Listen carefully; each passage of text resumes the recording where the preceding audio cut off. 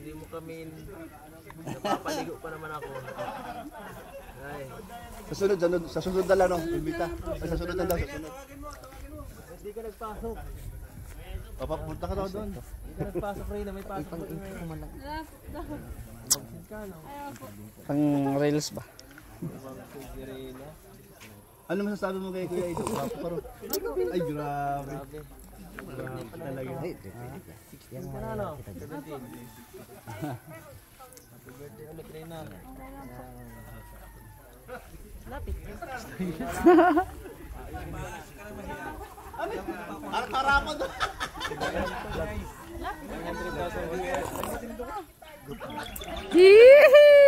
Oh. Tabi kayo, tabi. Mr. Jay, sumama ka nga. Alam mo yung pintas. Reyna, anong masasabi mo kay Kuya Edo? Ang gagawin niyo dito ngayon, Reyna? Ha? O, alam pa niya. Kasi nag-birthday siya na nakaraan araw. Mawawala ito, no? Mawawala ito. Walang Sharon. Ayan. Ay nako, alam na Des. Alam na Des. Nako, wala na. Alam na Des.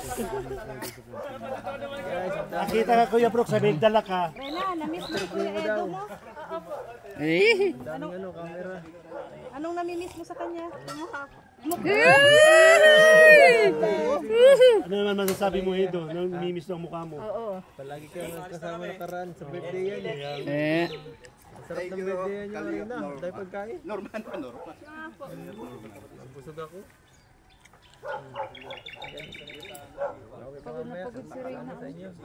Saka na kami.